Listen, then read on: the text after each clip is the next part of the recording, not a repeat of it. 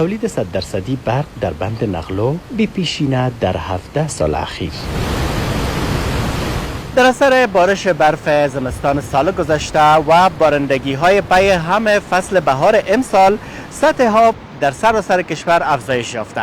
افزایش سطح آب و مدیریت درست آن باعث شده که در فابریکه تولیدی برق نقلو تولید برق افزایش پیدا کنه. بارندگی‌های گسترده در ماه‌های اخیر، افزایش چشمگیر سطح آب و مدیریت مؤثر منابع آبی در کنار تلاش‌های دوامدار کارمندان فنی، زمینه افزایش بی‌سابقه تولید برق در بند نقلو را فراهم کرده است.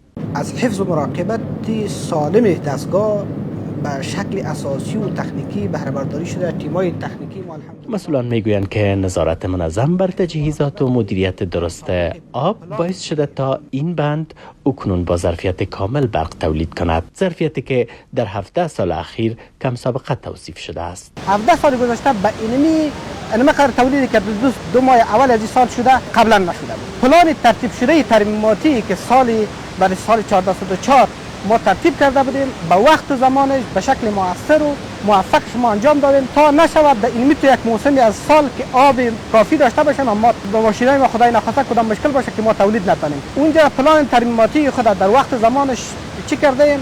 کارمندای تکنیکی ما الحمدلله شبانه روز در اینجا مصروف کار هستند.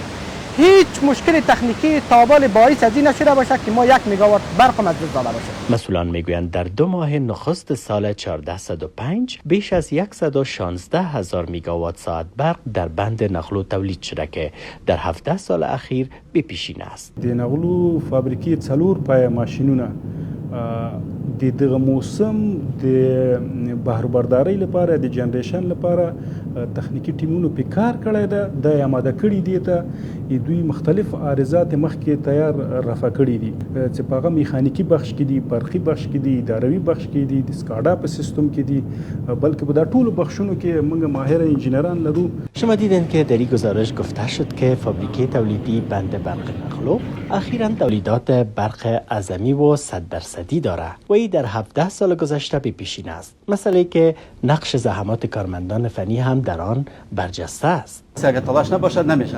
هر چیزی که شما میخواین که از او خوب سالم بهره برداری بگیریم، به شما تلاش کنیم که پیش از او برش آماده شود. که بازی خاطر ما ترمیمات پیشگیرانه گرفتیم در سال 44 به خاطر 405 اما ترمیمات ما بودن که انشالله در 4 پای توربین ما نرمال فعالیت میکنه و هیچ کدام نوع مشکل موجود نداره فعلا. در مجموع افزایش تولید برق در بند نقلو نه تنها نشان دهنده مدیریت مؤثر منابع آبی و تلاش‌های فنی است، بلکه گام مهم در راستای تقویت ثبات و اطمینان شبکه برق کشور نیز به شمار می‌رود.